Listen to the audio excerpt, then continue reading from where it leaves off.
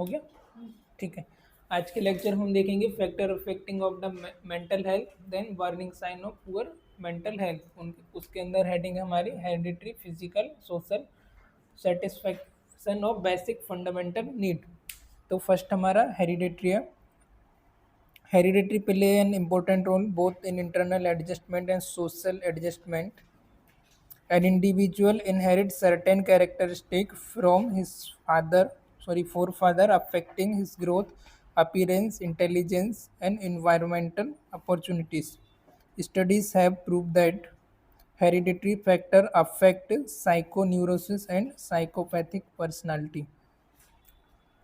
Hereditary factor में क्या होता है, जो हमारे फोर फादर हो गए, हमारे दादा परदादा हो गए, उनके द्वारा जो जेनेटिकली वो चीज़ें हमारे पैथोलॉजिकल भी हो सकती है, वो साइकोपैथोलॉजिकल भी हो सकती है, और न्यूरोलॉजिकल भी, न्यूरोसिस के लेवल पर भी हो सकती है। तो वो क्या होती है, हमारे जेनेटिकली एक जनरेशन से one generation to another generation जो है ट्रांसफ़र हो जाती है। ठीक है, जैसे कि हम देखते हैं भाई किसी के अंदर कैरेक्टर, किसी की आईफॉल जो रहती है, किसी का मतलब ज़्यादा डार्क रहती है, किसी की हम देखते हैं थोड़ा सा लाइट रहती है ना, या ब्राउन कलर की रहती है, किसी की रेड रहती है। और भी जैसे हमारे हेयर ग्रोथ हो गए, फिजिकल ग्रोथ हो गए, तो ये चीज़ें भी कुछ हमारे जेनेटिकली हम बोलते हैं। कई बार जैसे किसी घर में बच्चा हुआ तो हम बोलते हैं कि मम्मी पे गया है या पापा पे गया है ना, तो वो भी एक हेरिडिटरी, एक तो फिजिकल और एक न्यूरो के लेवल पर भी उसका कैसा कैरेक्टर होना है, कैसा बिहेवियर होना है। तो वो चीज़ें भी, दोनों चीज़ें जो हेरिडिटरी होती है, वो दोनों चीज़ों को इसमें मैटर करता है। एक तो न्यूरो और पैथो मैंने बताया कि फिर उसका बॉडी का अपीयरेंस कैसा है, कलर कैसा है ना, आइस का जो बॉल रहता है उसका कलर कैसा है, किसी का ब्राउन रहता है, किसी का थोड़ा लाइट रहता है, तो वो सारी चीज़ें, किसी की रेड भी रहती है, तो वो किस चीज़ पे गए है ना, तो वो दोनों चीज़ें इसमें आ जाती है, एक तो पैथोलॉजिकल और न्यूरोसिस के लेवल पर भी। फिर नेक्स्ट आता है हमारा फिजिकल फैक्टर। आया समझ हेरिडिटरी? आया समझ? नहीं आया?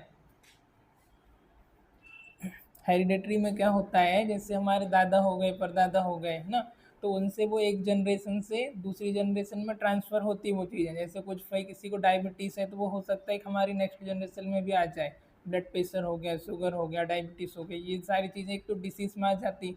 उसके बाद उसका अपीयरेंस, जैसे कि आपने देखा होगा, जैसे कोई किसी का आँख आइस का जो बॉल रहता है वो किसी का रेड रहता है, किसी का हमारा ये ज़्यादा डार्क रहता है ना, किसी का नीला रहता है, किसी का लाल, तो वो भी चीज़ें, उसका अपीयरेंस वगैरह कैसा है, वो चीज़ें भी, और कुछ कैरेक्टर भी हमारे जेनेटिकली भी वो चीज़ें ट्रांसफ़र होती है ना। जैसे कई बार हम बोलते हैं कि यार इसके फैमिली में तो सबका बिहेवियर ऐसा है, इसके दादा भी ऐसे ही, इसके मम्मी पापा सब ऐसे हैं, तो वो चीज़ें भी कहीं ना कहीं हमारे फिजिकली, वो पैथोलॉजिकली और न्यूरोसिस लेवल पर भी ट्रांसफ़र होते हैं। जैसे कई बार देखते हैं हम न्यूरोसिस पे, मतलब किसी घर में थोड़ा सा मतलब वीक है मेंटली, तो उनके बच्चे जो हैं वो भी थोड़े से वैसे ही होते हैं, तो वो जेनेटिकली वो चीज़ें अफेक्ट करती हैं। अभी आए समझ? नहीं आया? उसके बाद आता है फिजिकल फैक्टर। फिजिकल में क्या आता है, ऐसे बॉडी माइंड इंटरेक्शन, हमने देखा कि बॉडी माइंड इंटरेक्शन जो एग्जिस्ट करता है ना, बॉडी माइंड का relationship. Hence if the mind healthy, desirable behaviour will be seen and vice versa. Physical factor like good height, good positive health, good look, erect posture, strength etcetera. हाँ, यदि आपका इसमें क्या, आपका माइंड हेल्दी है, तो आपका जो बिहेवियर है वो भी आपके अकॉर्डिंग डिजायरेबल होगा, आपका अच्छा बिहेवियर होगा किसी भी चीज़ को लेकर के। इसी की जगह अपोजिट होगा, यदि आपका हेल्दी माइंड नहीं है, हेल्दी नहीं है, तो आपका बिहेवियर भी हेल्दी नहीं होगा, है ना। जैसे कि फिजिकल फैक्टर हो गए आपकी, इसमें आ जाती गुड हाइट, आपकी पॉजिटिव हेल्थ और गुड लुक, है ना। इसकी वजह से भी कहीं ना कहीं मैंने बताया कि भाई पहले इफेक्ट पड़ता है ना, थोड़ा अपना कॉन्फिडेंस भी अच्छा आता है, हाइट हेल्थ वगैरह गुड रहेगा। उसके बाद हो गया हमारा बॉडी पोस्चर कैसा है हमारा, यदि हम वीक हैं, बॉडी पोस्चर अच्छा नहीं है, हाइट हेल्थ अच्छी नहीं है, तो हम अपने एक इन्फीरियर कॉम्प्लेक्स आ जाता है, एक सेल्फ लिमिटिंग बिलीव कि यार मैंने पहले बताया कि भाई मेरी हाइट कम है, मैं पतला हूँ, मैं काला हूँ, मैं गोरा हूँ, मैं गाँव से हूँ, है ना, मेरी एजुकेशन गवर्नमेंट स्कूल से हुई, तो एक इन्फीरियर कॉम्प्लेक्स आ जाता है, सेल्फ लिमिटिंग बिलीव कि यार मैं ये चीज़ नहीं कर सकता। जबकि ऐसा नहीं है, आप चाहें तो कोशिश करें तो सीख सकते हैं और कर सकते हैं। उसके बाद आता है हमारा have better advantage in the development of normal personality and individual with good physical health produce happiness, stability and security. अब जिसका थोड़ा फिजिकल हेल्थ अच्छा होगा तो वो दूसरी चीज़ों में भी थोड़ा सा अच्छा ध्यान देगा, जैसे कि उसका होगा प्रोड्यूस हैप्पीनेस, थोड़ा हैप्पी भी होगा, मूड भी उसका अच्छा होगा, और स्टेबिलिटी एंड सिक्योरिटी, थोड़ा सा जॉब, एम्प्लॉयमेंट, फाइनेंशियल के बारे में भी सोचेगा, ये सारी चीज़ें है ना। तो the body should be free of disease like neoplasm, cardiovascular, metabolic, endocrine, neurological, chronic disease and infection of the brain which may be affect growth and development of the child। अब जैसे कुछ यहाँ पर डिसीज़ बताई, जैसे cardiovascular हो गया है ना, उसके बाद हमारा मेटाबॉलिक हो गया, एंडोक्राइन या न्यूरोलॉजिकल, जो भी कुछ भी डिसीज़ हो रही है बाय बर्थ से या अर्ली एज में, अर्ली एडल्टहुड में, तो वो भी हमारी ग्रोथ पर अफेक्ट करती है चाइल्ड के। ठीक है, आ रहे समझ? मतलब अर्ली एडल्टहुड में जब वो डेवलपमेंट एज पे था तब कुछ उसको डिसीज हो गई है ना, या बाय बर्थ से हो गई, कार्डियोवैस्कुलर हो गई, मेटाबॉलिक हो गया है ना, ये सारी चीज़ें क्या करती है, एंडोक्राइन, न्यूरोलॉजिकल, ये भी हमारे बाद में अफेक्ट करती हैं ब्रेन के ऊपर। तो ये सारी चीज़ हमने, हेरिडिटरी आ गई, और दूसरा हमारा फिजिकल आ गया है ना, एक हमारी फिजिकल बॉडी के लेवल पर, और हेरिडिटरी जो जेनेटिक जीन्स के द्वारा जो चेंजेस हो रहा था उसका आ गया। ठीक है, अब हमारा नेक्स्ट आता है सोशल फैक्टर। अब जो सोशल फैक्टर में क्या आता है, आसपास के लोगों के साथ हम, सोसाइटी से, है ना, वो सारी चीज़ें इसमें आ जाती है। सोशल में से सोशल वेलबींग, ये वाला देख रहे हैं अभी हम।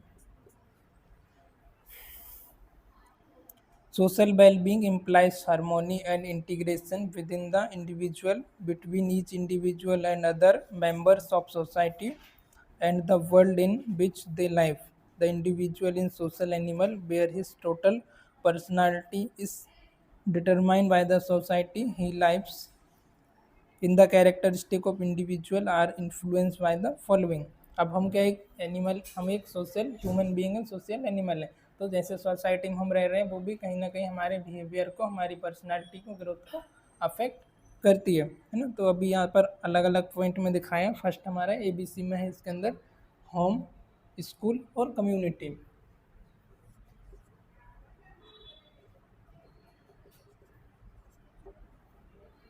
होम, स्कूल,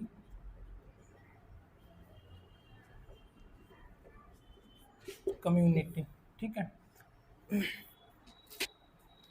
होम में हमारी फैमिली कैसी है उसके ऊपर भी डिपेंड करता है। It is the primary unit, parent or primary care giver, home provide love, security, shelter, interest, attention and basic need of the child during growing period.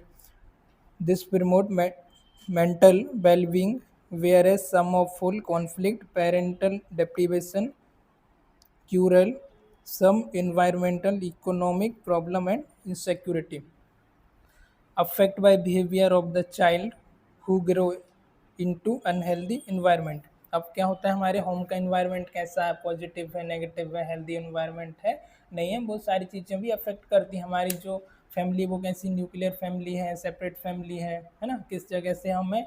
और कई बार क्या होता है, जैसे कुछ केस में जैसे मम्मी पापा का डाइवोर्स हो गया तो वो अलग अलग रह रहे हैं, तो उनको बच्चों को उतना अच्छा पेरेंटिंग नहीं मिल पाती है।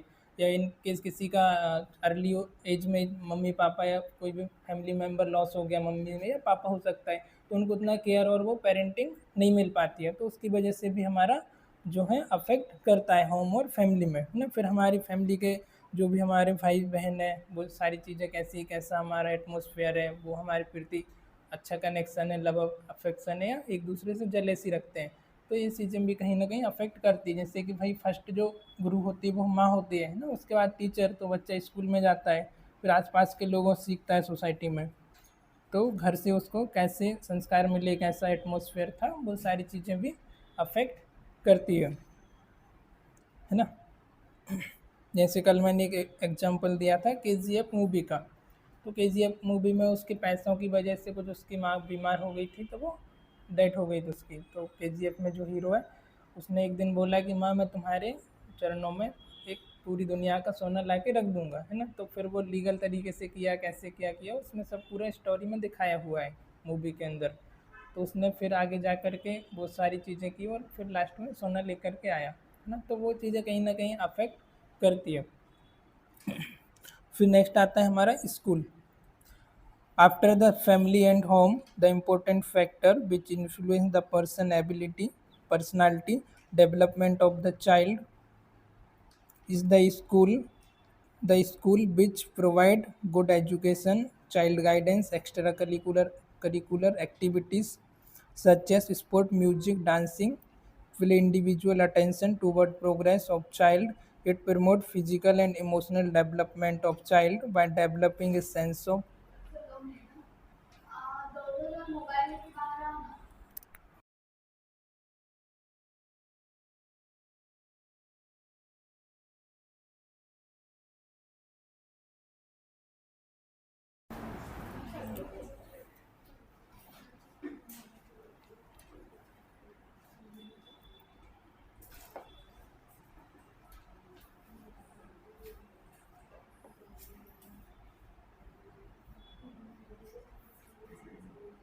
it promote physical and emotional development of child by developing sense of personal worth, social growth and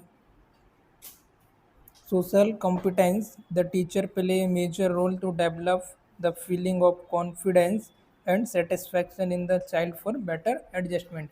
अब जैसे मैंने होम बताया, मम्मी पापा के बाद जो मेन रोल होता है वो किसका होता है? टीचर का, है ना, कि वो कैसे एजुकेशन दे रहे हैं, वहाँ पर उनका पर्सनल ग्रोथ क्या हो रहा है, extra curricular activity, sport, music, dancing, singing, ये सारी चीज़ें हो रही या नहीं हो रही है। ऐसा कैंपस रहेगा तो वो ऑब्वियसली थोड़ा बहुत हम पार्टिसिपेट करेंगे तो वो चीज़ें सीख जाएंगे, है ना। उसके बाद फिर टीचर कैसे हमारा जहाँ स्कूल में जा रहे हैं वो किस तरीके का आप एजुकेशन ले रहे हो, तो ये भी आपकी फिजिकल पर एज वेल एज मेंटल पर और एक्स्ट्रा करिकुलर जो भी आपकी ग्रोथ है स्किल उस पर भी अफेक्ट करता है ना। कल भी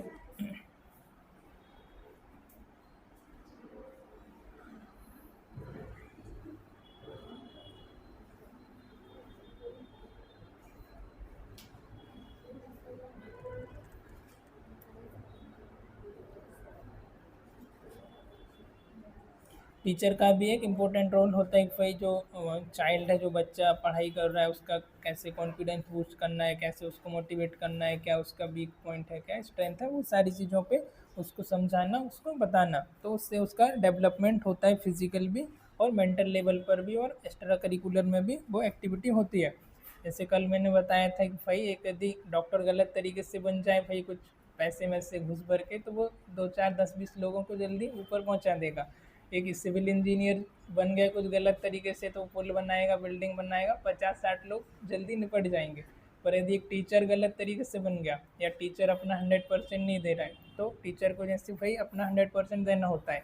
फिर ये मैटर नहीं करता है कि उसकी सैलरी 5,000 है या 10,000। ऐसा नहीं कि भाई रघुपति राघव राजा राम और जितनी तनख्वाह उतना काम, है ना। ये कॉर्पोरेट में चलता है, पर टीचर वर्ड में आप ऐसा नहीं कर सकते। यदि आप गलत एजुकेशन दोगे तो फिर कितनी जनरेशन आगे जाके ख़राब हो रही है ना।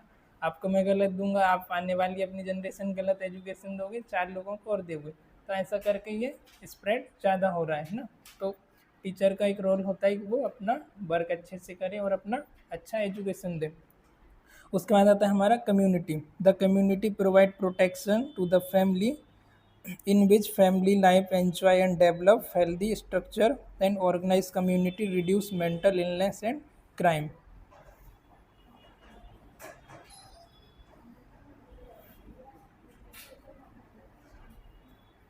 आपका जो कम्युनिटी है वो किस कम्युनिटी में रह रहे हैं, आपका ऑर्गेनाइज कम्युनिटी है या नहीं है। जैसे आजकल हम देखते हैं भाई थोड़ा सा अर्बनाइजेशन होने लगा, मतलब बिल्डिंगें बनने लगी, पार्टिकुलर एक कम्युनिटी बन जाती है, उधर ही उनका स्विमिंग पूल और स्पोर्ट्स और इंडोर आउटडोर के लिए भी हॉल्स वगैरह सब कुछ प्रोवाइड करते हैं, सिक्योरिटी गार्ड पूरा प्रोटेक्शन सेफ्टी देते हैं, है ना।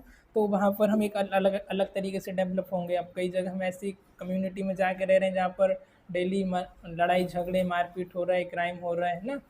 तो वो वहाँ पर हम वही चीज़ें सीखने वाले हैं, तो ये भी अफेक्ट करता है। और ये चीज़ें कब तक करती है, आप जब आप एक अच्छी तरीके से मैच्योर नहीं हो जाते, आप चीज़ों को समझने नहीं लगते हो। उसके बाद अभी थोड़ा सा आप समझने लगते हो, तो फिर आप उस चीज़ को अपने आप सेपरेट कर लेते हो। जैसे आपको भाई थोड़ा समझ हो गया, आपकी चॉइस करने की जो कैपेसिटी है वो अच्छी तरीके से डेवलप हो गई ना। जैसे मैंने बताया था भाई माइंड में तो विचार चलते ही रहते हैं, लगभग 50,000 विचार आ जाते हैं 24 घंटे में, तो ज़्यादातर वो नेगेटिव ही होते हैं। तो फिर हम वहाँ पर चॉइस कर सकते हैं, सेलेक्ट कर सकते हैं भाई क्या हमारे लिए अच्छा है, क्या हमारे लिए अच्छा नहीं है।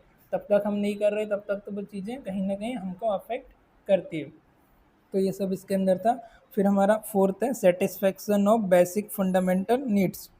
The basic needs such as physical, organic, emotional, psychological, social, spiritual need has been made to promote well-being and felt need of the individual. Example: love, affection, security and safety, satisfying healthy relationship with the environment. These need and explain in detail. आगे इसको detail बताया, वो बता रहे हैं।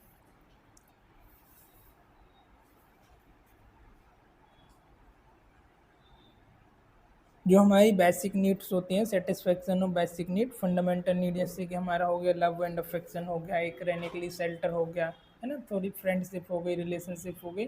तो ये सारी चीज़ें भी कहीं ना कहीं हमारे हेल्थ को अफेक्ट करती है।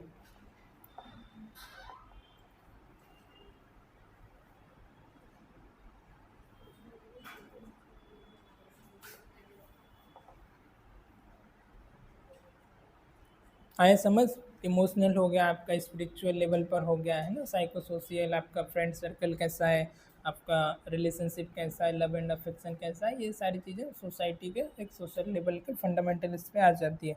उसके बाद देखेंगे हम warning sign of poor mental health. इतना सबको समझ आया? इतना सबको समझ आया? किसको नहीं आया है? बोलो, कुछ तो बोलो, या सुनो। कभी तो समझ आया? फोर्थ वाला ठीक है, एक बार और बता देते हैं। जैसे कि हमारा जो बेसिक फंडामेंटल नीड्स होती है ना, जैसे कि हमारा रोटी कपड़ा मकान खाना पीना ऑक्सीजन, है ना, एक शेल्टर रहने के लिए, एक हम चाहते हैं फ्रेंडशिप हो, है ना। तो ये सारी चीज़ें, स्पिरिचुअल हो गया हमारा। उसके बाद आपका ये फिजिकल और इमोशनल साइकोलॉजिकल, ये सारी चीज़ें भी आपकी उस पर अफेक्ट करती है कि भाई आप किस जगह पर रह रहे हो, आपकी वहाँ पर कैसी नीड मिली है, कैसी नहीं मिली, है ना। मतलब देखा जाए तो जैसे हम एक मान के चलते हैं, कोई गरीब व्यक्ति है ना, और एक अच्छे घर से है, तो उसको थोड़ा सा फैसिलिटी ज़्यादा चीज़ें मिल जाती हैं। तो उसने कहा कि भाई मुझे पियानो सीखना है, तो पापा ने लड़की बेटी ने बोला कि पियानो सीखना है और ला करके दे दिया। पर एक मिडिल क्लास है तो वो 10 बार सोचेगा पियानो लाने के लिए। तो वो भी थोड़ा बहुत कहीं ना कहीं अफेक्ट करता है हमारी नीड के ऊपर भी। तो इसमें वही बताया कि बेसिक और फंडामेंटल नीड क्या है, वो सारी चीज़ों के बारे में। बेसिक नीड तो पूरी हो जाती है, बट सोचें थोड़ा एडवांस तो वो फिर नहीं हो पाती है। आया अभी समझ? अब उसके बाद हमारा warning sign of poor mental health. जैसे आप एक नर्स हो, एक साइकेट्रिस्ट हो, एक काउंसलर या डॉक्टर हो, तो आपको पता होना चाहिए कि कौन कौन से बेसिक साइन है, अर्ली साइन, जिससे आप पता लगा सकते हो कि हमारा जो पेशेंट है या जो भी पर्सन है वो मेंटल हेल्थ उसकी पुअर है, वो साइकेट्री की तरफ मूव कर रहा है, तो पहले हम उसको प्रिवेंट कर सकते हैं। ठीक है, तो हमारा इसमें फर्स्ट वन है कन्फ्यूज थिंकिंग। ठीक है, कन्फ्यूज थिंकिंग होगी उसकी, जैसे मैंने बताया कि भाई हमारे मल्टीपल विचार चलते रहते हैं, कॉन्फ्लिक्ट चलते रहते हैं, तो कन्फ्यूज़ होगा, ये करूँ ये नहीं करूँ, ऐसा करना था ऐसा नहीं करना था, ये करना था तो ये हो गया। तो ये सारे विचार उसके दिमाग में चलते रहेंगे, वो कन्फ्यूज ही रहेगा, है ना, डिसाइड नहीं कर पाएगा कि भाई करना क्या है आखिर। उसके बाद फिर नेक्स्ट हमारा सोशल विड्रॉवल, मतलब सोसाइटी से वो अपने आप को सेपरेट कर लेगा, अलग कर लेगा, अपने आप के रूम में बंद कर लेगा, है ना। जैसे भीड़ में भी तन्हा थे, एक गाना है ना, आईने के 100 टुकड़े करके हमने देखे हैं, 100 में भी अकेले थे और भीड़ में भी तन्हा थे, ऐसा कुछ है ना। तो ऐसे गाने सुनने लगेगा और ऐसे गाने बनाने लगेगा शायरी। तो इस क्या हो गया, सोशल विड्रॉवल हो गया। उसके बाद आता है हमारा मार्क पर्सनैलिटी चेंज। उसकी पर्सनैलिटी में आपको चेंजेस देखने को मिलेगा। पर्सनैलिटी में कैसे चेंज देखने को मिलेगा, जैसे खाने पीने के स्टाइल में, ग्रूमिंग के स्टाइल में, है ना, खाना खा रहा है तो खाने खाते जाएगा ऐसे भर भर के, है ना, कंघी कर रहा है तो कंघी करेगा, है ना। तो ये सारी चीज़ें आपको देखने को मिल जाएगी। उसके बाद inability to cope with problem and daily activity, जो भी उसकी डेली एक्टिविटी है और प्रॉब्लम्स है, उनको कोप अप करने में, उनको टैकल करने में उसको प्रॉब्लम होगी। मिलाते जाओ, नोट्स बनाए हैं ना, कौन से पॉइंट में क्या बता रहा हूँ, कल पूछूंगा तो आना चाहिए सबको। अभी हमने देखा था inability to cope with problem and daily activities, जो भी उसकी डेली डेली लिविंग एक्टिविटीज़ है उसमें वो किस तरीके से कोप अप कर रहा है, नहीं कर रहा है ना, कैसे वो सिचुएशन को टैकल कर रहा है और डेली की जो उसकी एक्टिविटी उसको कैसे इफेक्टिवली परफॉर्म कर रहा है, वो सारी चीज़ें। उसके बाद स्ट्रेंज और ग्रैंडियोस आइडियाज़, ठीक है, ये न्यू होगा आपके लिए, स्ट्रेंज और ग्रैंडियोस आइडियाज़।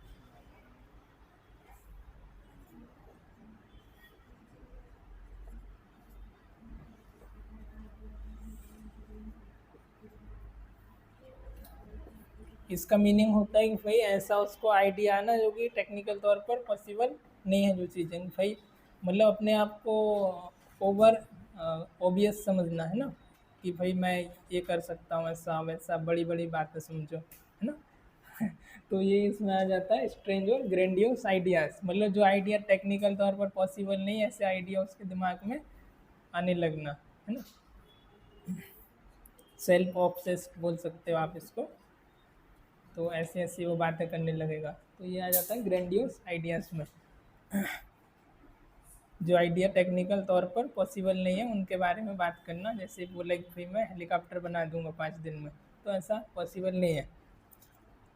उसके बाद आता है एक्सेसिव एंजाइटीज़। हाँ, excessive anxieties, fear and worries, ज़्यादा चिंता होना, ज़्यादा एंजाइटी होना, ये सब एक्सेसिव टेंशन होना, एंजाइटी होना, वरीज होना, ठीक है। फिर उसके बाद प्रोलॉन्ग डिप्रेशन एंड अपैथी, लंबे समय तक उसको डिप्रेशन होना और सैडनेस और इरिटेबिलिटी होना, इसकी वजह से क्या होना, सैडनेस होना, छोटी छोटी बातों पर जल्दी से दुखी हो जाना, किसी ने कुछ बोला तो फिर चिढ़ने लग जाना, जल्दी से क्रोधित हो जाना, गुस्सा हो जाना, ठीक है। Mark change in eating and sleeping pattern, आपको किसमें चेंज देखने को मिलेगा, स्लीपिंग और ईटिंग पैटर्न में, ठीक है। सो रहा है तो फिर कभी भी सो रहा है, कोई सोने का टाइम फिक्स नहीं है, 4 घंटे की जगह 8 घंटे सो रहा है ना। ईटिंग में कभी खाना कोई टाइम नहीं खाने का, कभी ऐसे खा रहा है तो खा रहा है तो खा नहीं खा रहा है ना, ऐसा आपको देखने को चेंजेस मिलेगा।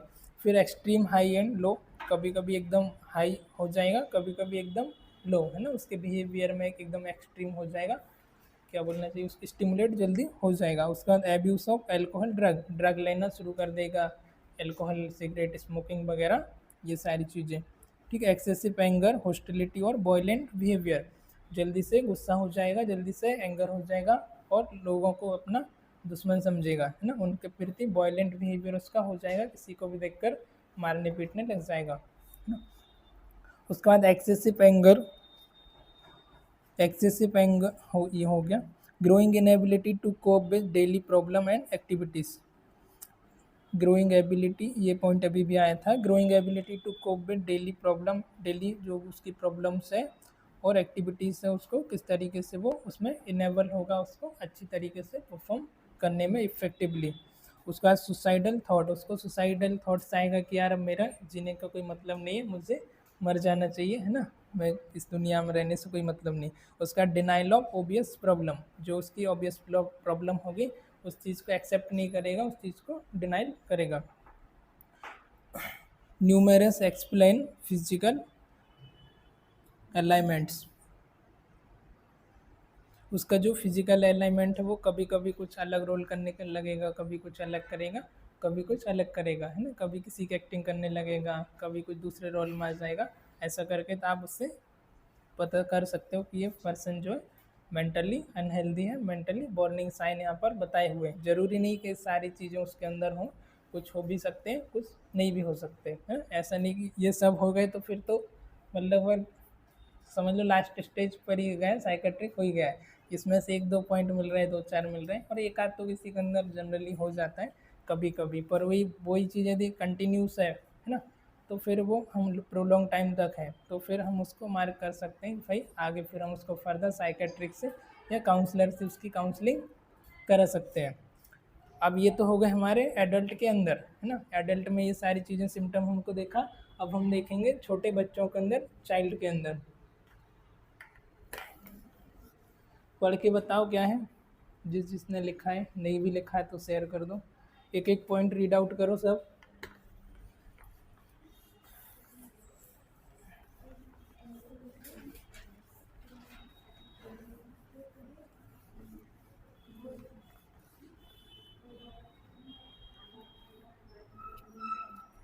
जल्दी खड़े होकर रीड आउट करो। ये बुक शेयर करते जाओ और सब रीड करो।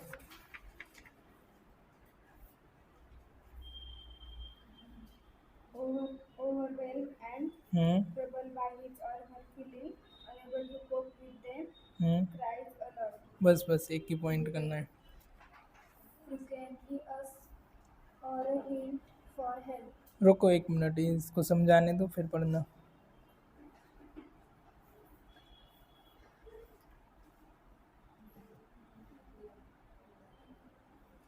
वो क्या होगा, ओवर ब्लेम होगा, मतलब जैसे हम किसी पे ब्लेम लगाते हैं ना कि यार इसने ऐसा कर दिया ये वो, तो वो ओवर ब्लेम होगा सेल्फ को लेकर। और क्या होगा, ट्रोबल, मतलब उसको ट्रोल किया होगा, है ना। और हिज और हर फीलिंग, उसकी हिज भी हो सकता है, लड़की या लड़का जो भी है उसकी फीलिंग ओवर ब्लेम होगा, वो ज़्यादा उसको किसी भी चीज़ को लेकर के नेगेटिव चीज़ें ब्लेम किया होगा और ट्रोल किया होगा। उसके बाद unable to cope with them, उसके साथ वो कोप अप नहीं कर पाएगा, उसकी वजह से वो चाइल्ड एब्यूज़ वगैरह हम इसको मान सकते हैं। उसकी वजह से वो क्या होगा, एक नेगेटिव पैटर्न में चला जाएगा, पूरे उसके इन्फीरियर कॉम्प्लेक्स आ जाएगा, एक उसके लूप में चला जाएगा। फिर दूसरा रीड करो। Cries a lot. क्या होता है इसका मतलब, तुम बताओ क्या होता है। हम्म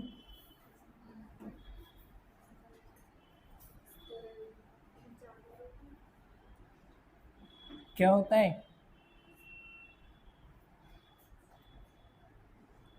बैठ जाओ। वो छोटी छोटी बात पर ज़्यादा रोने लगेगा। वो तो बच्चा है, खैर अभी एडल्ट की बात नहीं हो रही है। तो वो बार बार छोटी छोटी बातों पर रोने लगेगा, क्राइज से लॉट फ्रीक्वेंट आस्क। हाँ दूसरा पढ़ो, आप पढ़ो, बुक दे दो उनको। Frequently asks or hints for help. क्या होगा मीनिंग इसका,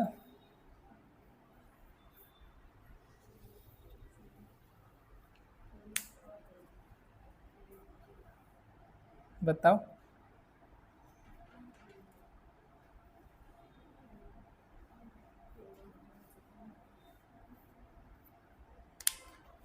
फ्रीक्वेंटली आस्क, बार बार पूछेगा और हिंट करेगा हेल्प के लिए, है ना, किसी भी चीज़ को लेकर के बार बार उसके मन में क्वेश्चन आएगा, बार बार हेल्प के लिए पूछेगा और हिंट करेगा फॉर हेल्प। बैठ जाओ, नेक्स्ट रीड करो। हम्म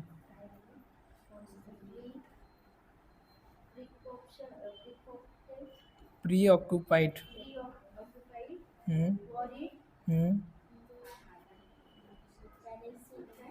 anxious. and intense. Some children develop a fear of a variety of things when breaking dogs, barking, आगे पढ़ो। fireplace, and aeroplane, darkness, open open places, and so on.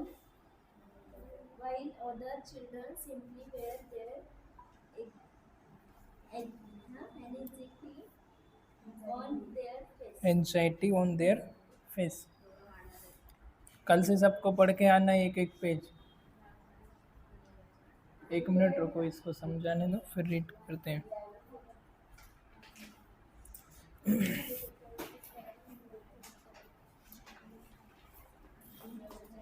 Constantly preoccupied, worried, anxious and intense. Some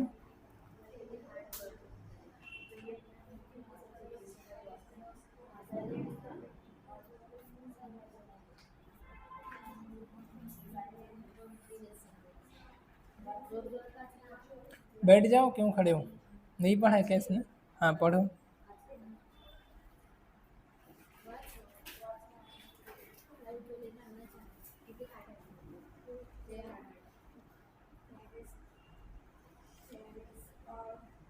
कौन सा पढ़ रहे हो, फिर हाँ बोलो। फोबियास।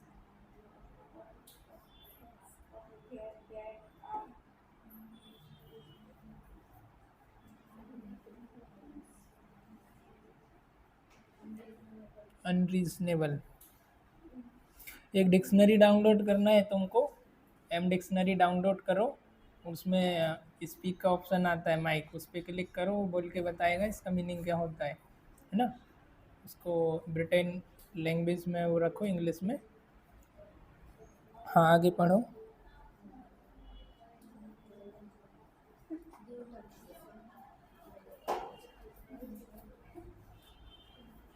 रुक जाओ 1 मिनट, इसको समझाने दो फिर पढ़ना।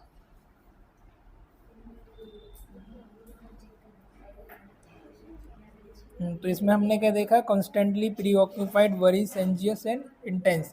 पहले से ही वो क्या होगा, सुनो ध्यान से, अब इधर क्या होगा, पहले से ही प्री ऑक्यूपाइड होगा, एंजियस होगा, वरी एंड इंटेंस।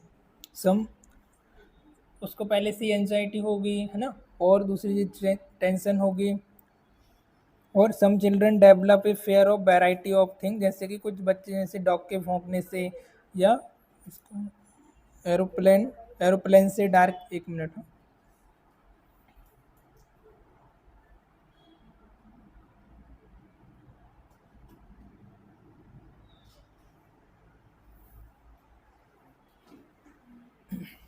जैसे छोटे कुछ बच्चे रहते हैं, जैसे डॉग भौंक रहा है, कुत्ता भौंक रहा है, उससे डर लगता है ना, किसी को एरोप्लेन से डर लगता है। उसके बाद दूसरा पॉइंट कौन सा है हमारा, डार्कनेस से, है ना, या ओपन प्लेस से, अंधेरे से किसी को डर लगता है। जैसे बचपन में हम भूत वाला नाटक देखते थे, विकराल घबराल, और बाद में फिर वॉशरूम के लिए जाना था तो डर लगता था जाने के लिए, है ना। उसके बाद फिर डार्कनेस से डर लगेगा, है ना, रात में डर लगेगा, एरोप्लेन से, और डॉग बार्किंग से। फॉर गर्ल्स का मीनिंग बताता हूँ अभी।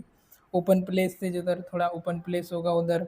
उसके बाद and while other children simply wear their anxiety on their face. और कुछ बच्चे ऐसे नॉर्मल भी, मतलब एंजाइटी उनके फेस पर देखने को आपको मिलेगी। यस, इस पॉइंट के अंदर था। फिर नेक्स्ट हमारा था फियर और फोबियाज दैट। फोबियाज का मीनिंग भी फेयर होता है ना, फेयर और फोबिया एक ही वर्ड है। Fear of phobias that are unreasonable और इंटरफेयर विथ नॉर्मल एक्टिविटीज़। कुछ चीज़ को, जैसे हर एक पर्सन को किसी न किसी चीज़ से फोबिया, डर होता है। किसी को हाइट से रहता है, किसी को वाटर पानी से, है ना, गहरे पानी से, किसी को पब्लिक स्पीकिंग से, किसी को कैट से, किसी को चूहे से, किसी को कॉकरोच से, है ना। तो हर चीज़ से किसी न किसी को फोबिया होता है, उसको क्या बोलते हैं हम, डर और फोबिया, है ना। जैसे मुझे थोड़े गहरे पानी से है, मुझे स्विमिंग नहीं आता, तो मैं ये पॉजिटिव सोच करके स्विमिंग पूल में नहीं कूद सकता, है ना, कि भाई बी पॉजिटिव और कूद जाए, फिर उसके बाद क्या होना है मुझे ही पता है ना। तो कुछ चीज़ें कहीं कहीं पॉजिटिव चीज़ें काम भी करती है, कहीं नहीं। कल इसके बारे में समझेंगे।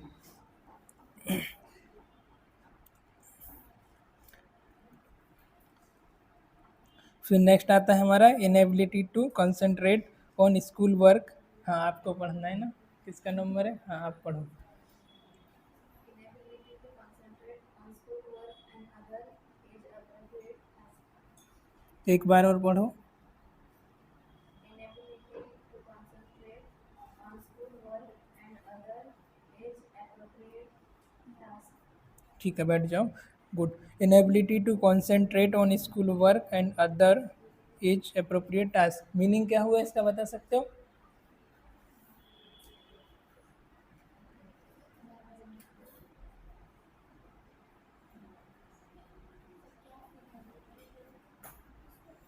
Inability to concentrate on school work and other age appropriate task.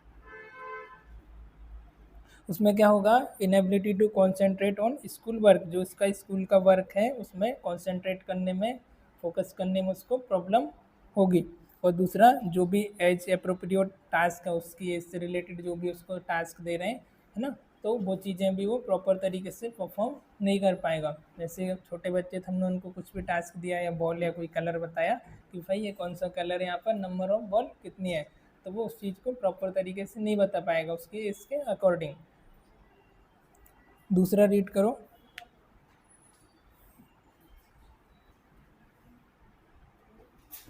School performance is bad and doesn't speak up again. कौन सा रीड कर रहे हो, ये वाला करो, दी चाइल्ड वाला। The child नहीं नहीं, ये नहीं, कौन सा है हमारा, हाँ हाँ, इनेबिलिटी स्कूल वाला, हाँ school performance.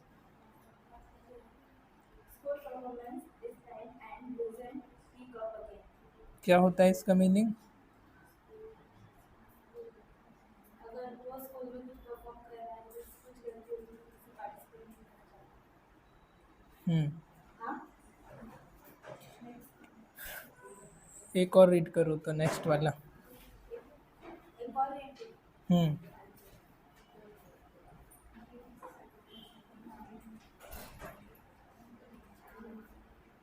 the child, teacher, school, administrator or other authority figure figures, figures figure in out. the child's life ask the parent what might be troubling the child. Okay, क्या meaning इसका?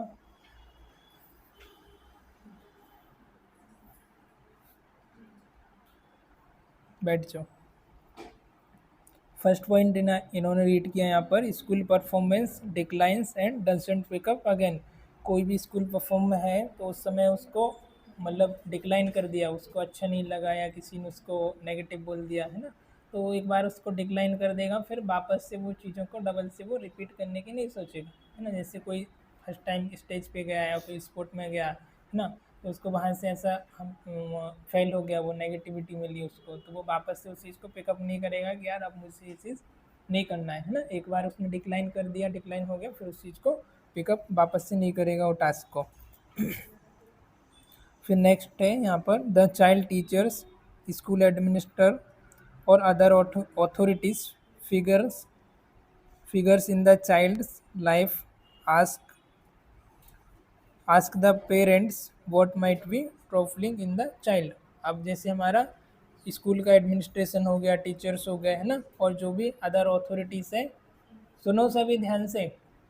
जो school के teacher हो गए, other authorities हो गई, administrative department हो गया, वो क्या करेंगे, उनके पेरेंट्स से फिगर आउट करने की कोशिश करेंगे, उनसे बातचीत करके कि पहले से इसके साथ कोई इंसिडेंस वगैरह तो नहीं हुआ है, ये इसका बिहेवियर ऐसा क्यों है ना। तो प्रीवियस अर्लियर टाइम पे कुछ कोई इंसिडेंस हुआ हो बचपन में, है किसी के साथ झगड़ा मारपीट या कुछ भी, उसको फिजिकली अब्यूज से ट्रोवल किया गया हो, तो वो फिगर आउट करना है हमको, उसका पूरा हिस्ट्री कलेक्ट करना है। कौन करेगा ये? Teacher, authorities, school administration department, ये सब।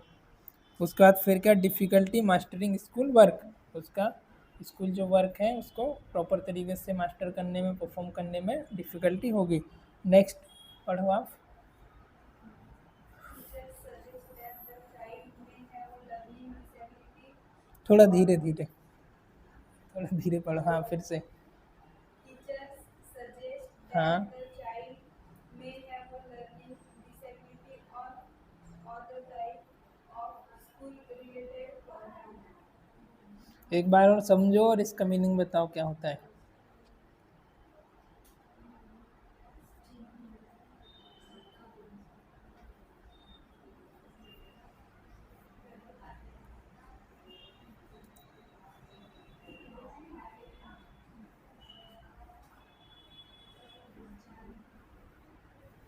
आ रहा है समझ?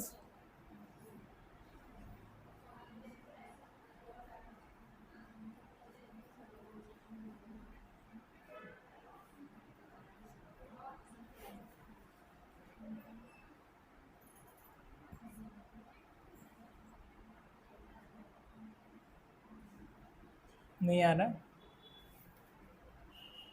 बताओ जैसा आ रहा है। बैठ जाओ। Teacher suggest that the child में हैव लर्निंग डिसेबिलिटी और other type of school related problem. जो टीचर्स है वो क्या करेंगे, सजेस्ट करेंगे, बताएंगे कि जो चिल्ड्रन है उसको क्या लर्निंग डिसेबिलिटी है, लर्निंग में उसको प्रॉब्लम आ रही है, और अदर टाइप की स्कूल रिलेटेड प्रॉब्लम भी इसके साथ है ना। अदर जो भी एक्टिविटीज़ है स्कूल से रिलेटेड वो भी है, प्रॉपर तरीके से परफॉर्म नहीं कर रहा है, और वो सजेस्ट कर सकते हैं कैसा, मतलब 100% नहीं बोल सकते, पर एक जस्ट सजेस्ट कर सकते हैं कि भाई इसको लर्निंग में प्रॉब्लम आ रही, लर्निंग में डिसेबिलिटी है ना। तो ये चीज़ों को देखकर भी हम कंसिडर कर सकते हैं कि मेंटल वार्निंग साइन है चाइल्ड के लिए। फिर नेक्स्ट रीड करो।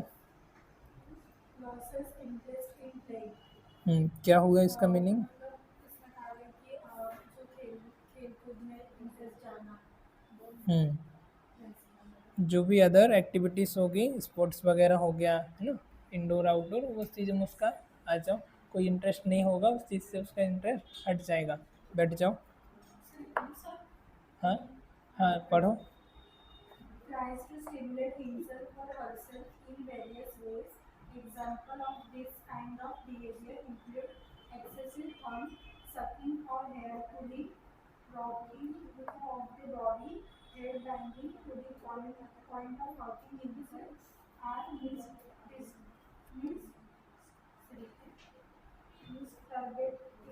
masturbating masturbating often in public. in public।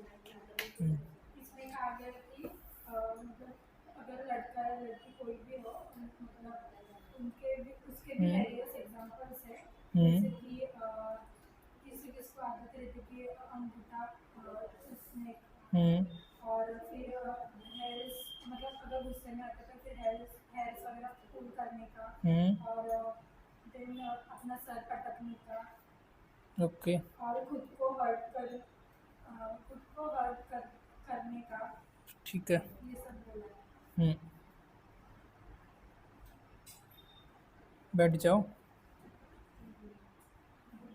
इसमें क्या है, खुद को ही वो स्टिमुलेट करेगा या करेगी, जो भी है। एग्जांपल अलग अलग कंडीशन में, जैसे कि आपका kind of behaviour including excessive थम सकिंग, ज़्यादा अंगूठा थम्सअप करना, अंगूठा चूसना है ना, या नेल वाइट करना है ना, बचपन में देखे होंगे बच्चे नेल वाइट करते रहते हैं ना, नेल वाइट करना, एक्सेसिव थम सकिंग करना। उसके बाद फिर दूसरा क्या है यहाँ पर, थम सकिंग, हेयर पुलिंग, बालों को खींचना है ना लड़कियाँ। उसके बाद फिर rocking of the body, body को ही नोचना है ना।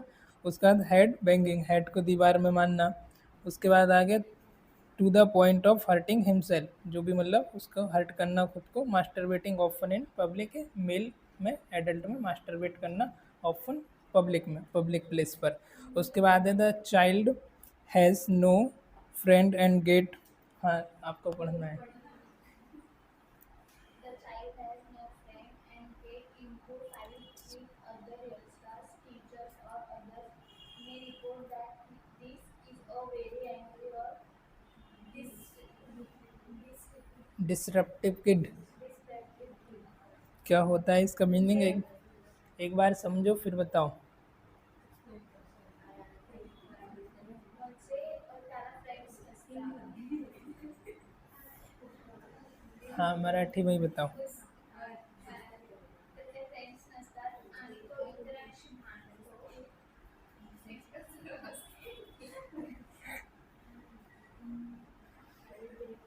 समझो सब ध्यान से, हंसना नहीं है। आणि तो असं रागवलेला मुलगा असतो असं सांगितलं।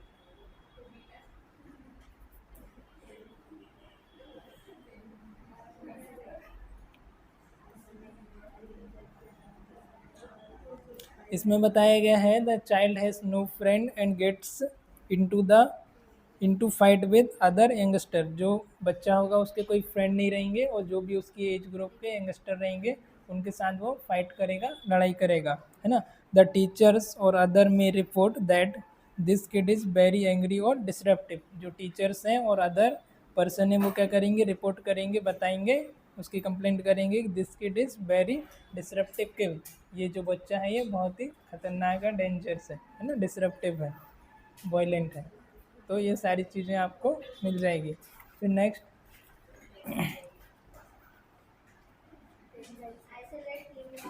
नहीं ये आ गया क्या? हाँ ठीक है।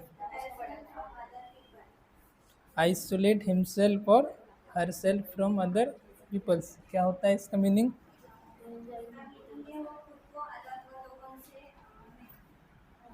हाँ हाँ सही बता रहे हो। हाँ बोलो।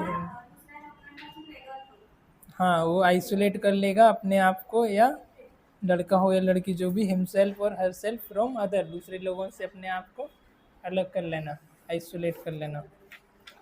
बैठ, दूसरा पढ़ना है। ब्रदर आप पढ़ो बुक। हाँ वो ले लो।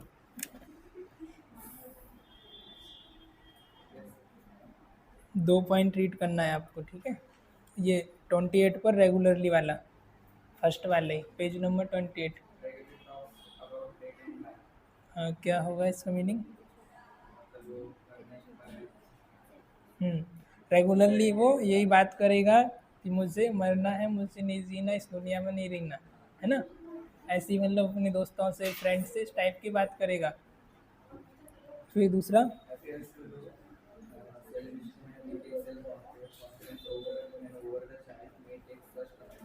थोड़ा धीरे धीरे पढ़ो। हाँ हाँ हाँ, फिर से पढ़ो, पूरा पढ़ना है।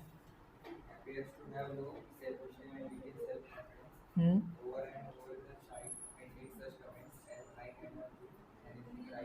हम्म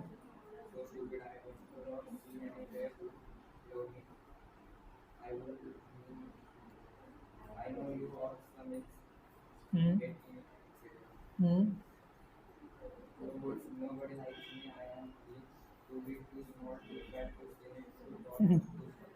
ठीक है, क्या होता है इसका मीनिंग?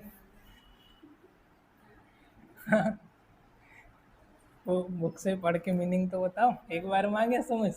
हाँ, क्या होता है? हाँ, मतलब समरी देखा जाए तो वही है उसका। अपीयरेंस, बैठ जाओ। Appear to have low self esteem, उसकी जो सेल्फ स्टीम है वो नेगेटिव होना। Little self confidence, self confidence से बिल्कुल कम होना, लो होना कि भाई मैं चीज़ ये नहीं कर सकता।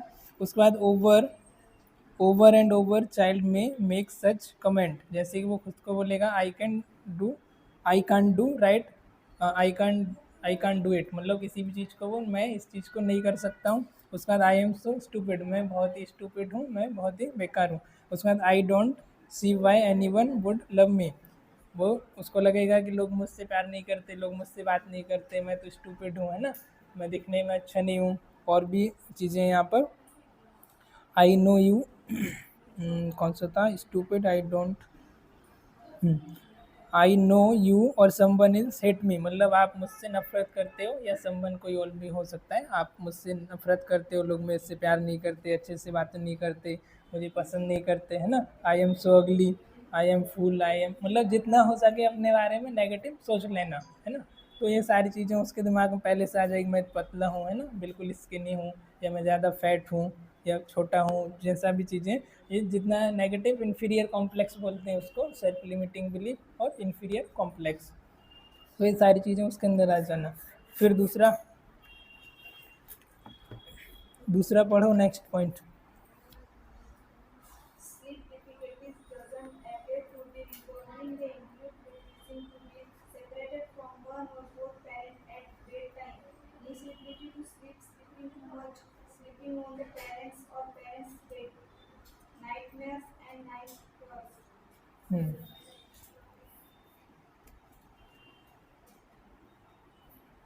क्या मीनिंग है?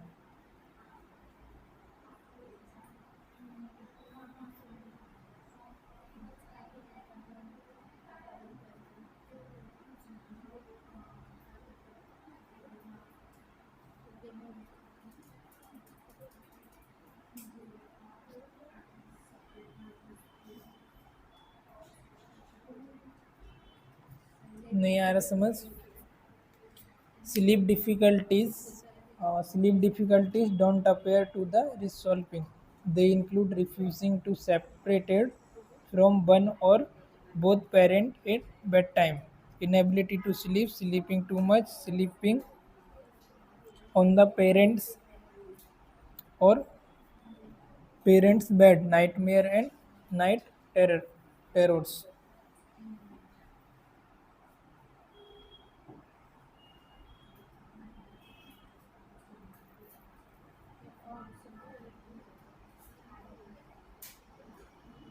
वो अपना बच्चा रहेगा, वो क्या करेगा, मम्मी पापा के पास रहेगा, और उसको अलग यदि बेड पे हम बोलेंगे सोने का तो वो मम्मी या पापा से रिफ्यूज़ करेगा अलग सोने के लिए। और दूसरी चीज़ क्या होगी उसके अंदर, फ्रॉम वन और बोथ इनएबिलिटी टू स्लीप, उसको अच्छे से नींद नहीं आएगी, स्लीपिंग टू मच या बहुत ज़्यादा सोएगा, या फिर sleeping on the parents bed, है ना, या तो फिर पेरेंट्स के बेड पर ही सोएगा, अलग नहीं सोएगा। और दूसरी चीज़, थोड़ा बड़ा रहेगा, ऐसा नहीं कि 2-3 साल का बच्चा है ना, बट हो सकता है बट 10 साल का हो, 12 का हो, 8 तक का हो, है ना, चाइल्ड हो सकता है। इतने में थोड़ा समझ आ जाता है हमारे अंदर टीनेजर्स में। उसके बाद फिर नाइटमेयर्स, उसको भूतों के सपने आएंगे, और नाइट में रात के सपने आएंगे कि भाई कोई भूत आ रहा है, कोई टेरर आ रहा है जो मुझ पर अटैक कर रहे हैं, है ना, ऐसी ऐसी उसको सपने आने लगेंगे। ऐसा नहीं भी आएंगे तो वो इमेजिन करेगा कि भाई भूत आ रहे हैं, कोई टेररिस्ट आ रहे हैं, वो लड़ाई झगड़ा कर रहे हैं, मेरे को मार रहे हैं। आया समझ? ठीक है, बैठो। दूसरा,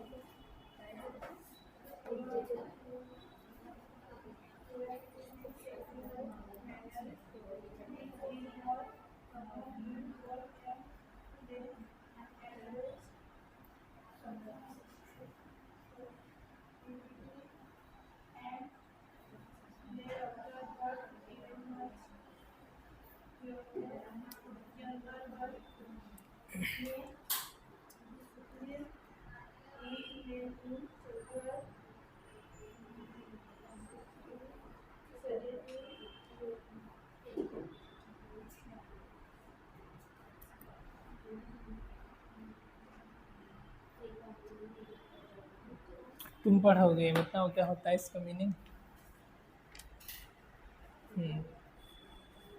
ये वाला, बैठ जाओ तुम। 1 मिनट, कौन सा पॉइंट है? हाँ, द चाइल्ड वाला। The child begins to act in a provocatively sexual Then manner. This book is more then. common in girls as they approach puberty and thereafter, but even much younger girls may flirt with men in sexually suggestive ways. एक बार और पढ़ो और फिर meaning बताओ, The child. मन में ही पढ़ो भले ही। Sir, provocatively. बता रहा हूँ उसका मीनिंग।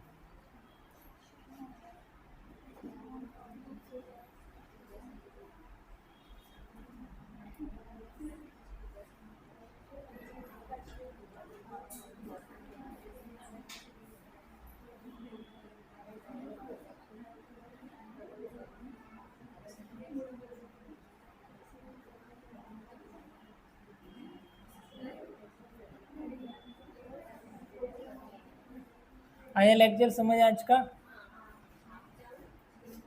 2 मिनट रुको।